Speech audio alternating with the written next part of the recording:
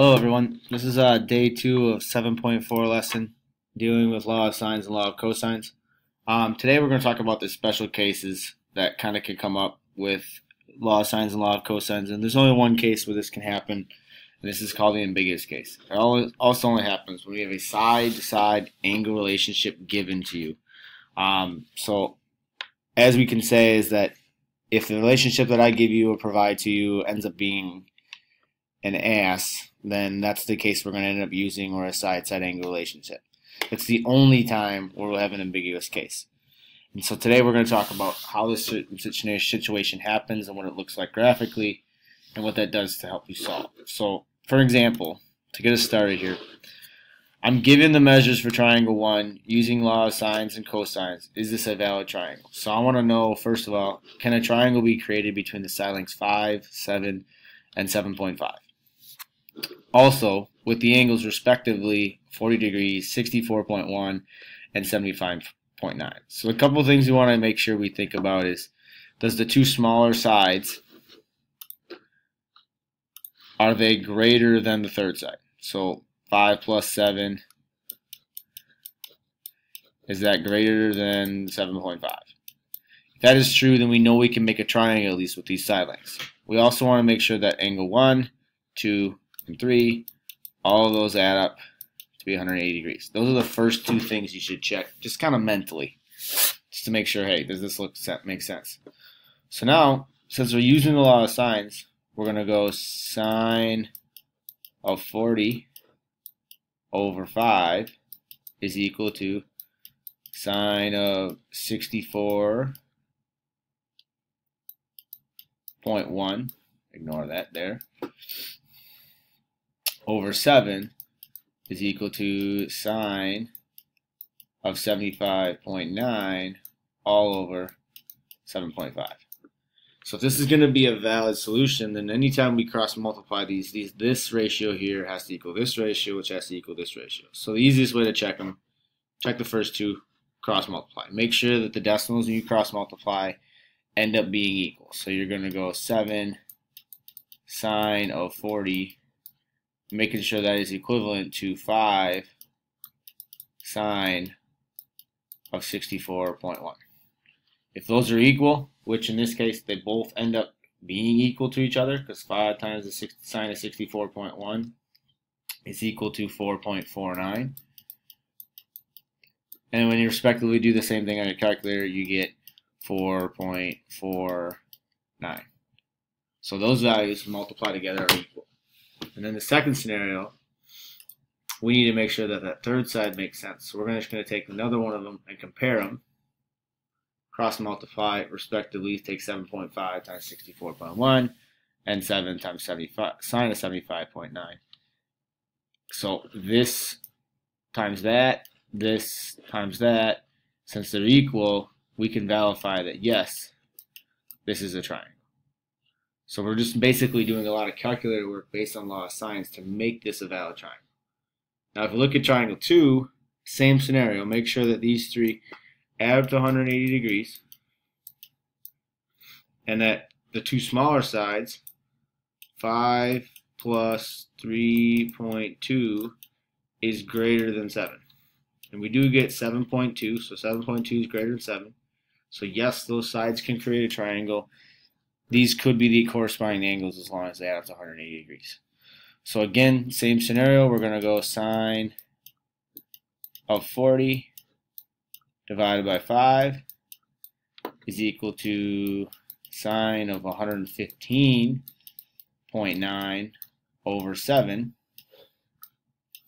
which is equal to sine of 24.1 all over 3.2.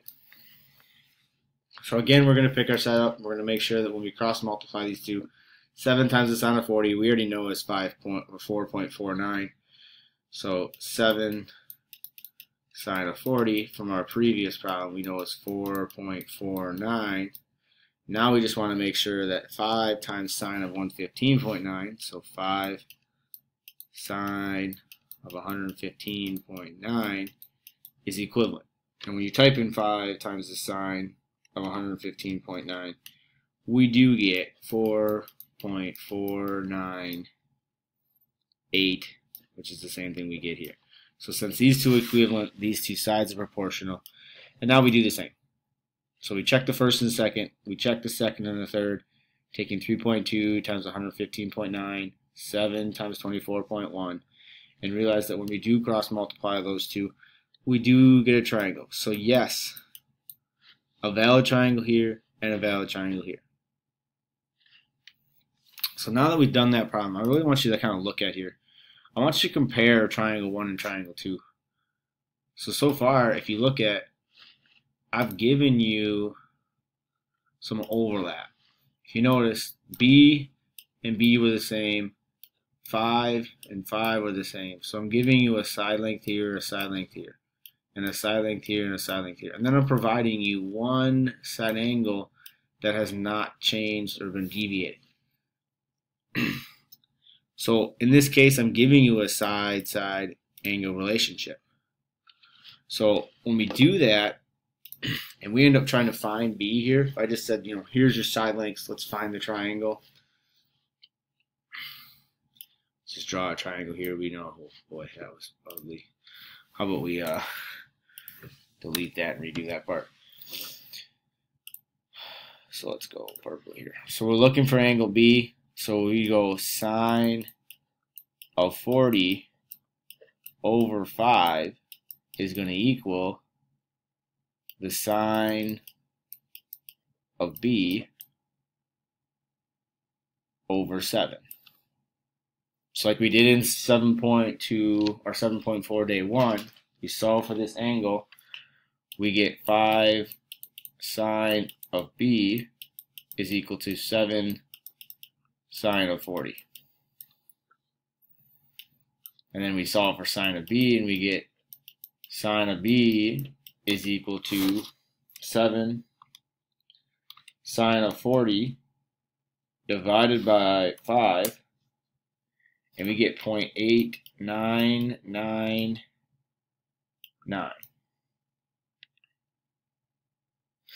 Alright, so since we're looking for the angle, we're going to take the sine inverse. And when we take the sine inverse of 0.89,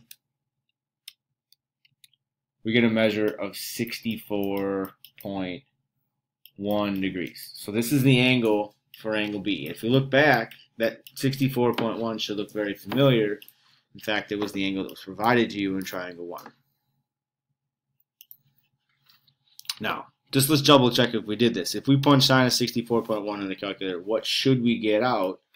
Should match that same decimal we had of 0.89999. When you plug that in, you get something similar. The thing is, 64.1 here is a rounded value compared to this whole calculation is not. When you did 7 sine of 40 and you divided that by all of that by 5, you get 0.8999. Now, the thing we need to think about from last chapter, when you guys were solving for sine of B, and we had to isolate this, when we have sine that is a positive value out, sine is positive in quadrants 2 and in quadrant 1. So in this scenario, we don't know if this angle that's been provided is 1, an acute angle, or 2, so we don't know if that angle looks like this because it's in quadrant 1, or if that angle looks like that and it's in quadrant 2. So we also don't know from that if this dotted line here that represents the 7 is this distance, or if it's the largest segment in our line. And this kind of spells in the fact that, okay, we might have two triangles in this case. And that's because sine, positive 0.899, gives you a reference angle of 64.1. But if we apply that to quadrant 2, you take 180 minus 64.1, you get 115.9. There's your second angle. And if we plug sine of 115.9 in, we get the same decimal that we have for sine of 64.1. So the only reason we have a special case in this case is the fact that you're given two sides and one angle. So the couple of restrictions we need to think about is that this multiple different cases. But the first thing we want to make sure is that this only happens when you're given a side-side angle relationship. Two sides and a given angle. And this angle needs to be non-included between the sides. That's what creates the side-side angle. So it has to be across from one of the sides. So angle A is across from side length A. B is across from B. So what builds into that is this special ambiguous case. What's happening visually for us is that this missing length that we said was 40 degrees here, that angle that's set, some side length, that this B could be the blue line making an acute triangle, or if we move it, it could be the red, which is causing this unknown angle that's across from this given length to be obtuse. Or it could be right triangle. So it's either going to be acute, right, which you only have one triangle anyways, or it's going to be obtuse. So what's happening is because we don't know this value, we don't know if it's an obtuse triangle or an acute triangle because of that relationship between a side-side angle relationship given. So this builds us into our ambiguous case. Again, like I said, the only time we can have ambiguous case is if it's a side-side angle relationship. So when we have this relationship, you have three options. You have zero solution, you have one solution, or two solutions.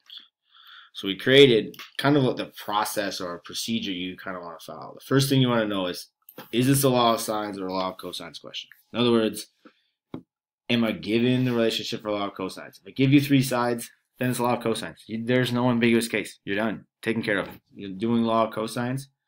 You're done. You perform it, you solve the triangle based on one solution. If it is side, side, side, a strong suggestion would be first, always find the largest angle. The side to across from the largest angle. It alleviates all the issues of making sure in the right quadrant, right? Finding the right angles. If it's a law of sines, you go to step two. In other words, is it a side-side angle relationship? Am I giving you two sides and an angle that's opposite one of those? If I do, go to step three. If not, it's not ambiguous. Solve the triangle like we did back in lesson 1. Number 3, the side opposite the angle is the shortest side. So in other words, if my angle is given, let's say 20 is right here. If this is my angle, if the side across from it is the shortest out of the given angles, then it's not ambiguous. So if I give you a 6 and 5 and this is shorter than that, it's not ambiguous. If this is 5 and this is 6 where it is the shortest, then you go to step 4. Is the angle obtuse? If this angle is obtuse, you can only have one solution. So if all these steps are true and you say yes to this angle, it's a no solution. If you say no, go to step 5. This is the most important one. You want to calculate the height of the side opposite the angle KX. So the angle given, the sine of the given angle. So in other words, it's the H is equal to B sine of A. So in a triangle, if I give you angle A here, little a is here, little b is there. Therefore, that's standing for this is my angle given. The side across from it, the other side given. There's your side-side angle relationship. In order to calculate the height, you take this b, whatever value that is, and you multiply it by the sine of A. So in that last problem here, when we did it, we would take 7 times the sine of 40. 7 times the sine of 40. That decimal that you get right here, that is the height for that triangle. And if that height is less than the A value, less than this one right here, you have no solution because it's not going to be able to connect. If it's greater than, so if A, the side that's across from it, is greater than H, then you have two solutions because it's swinging to either be on the inside or on the outside. And if they're equal, we have one solution. So I know I've kind of gone fast through this list, and I'll revisit it on the next video here, but just keep in mind that it has to be a side-side angle relationship, and you have to have an acute given angle. Without an acute given angle and a not a side-side angle relationship, you do not have a 0, 1, or 2 solution relationship. In other words, you do not have an ambiguous case.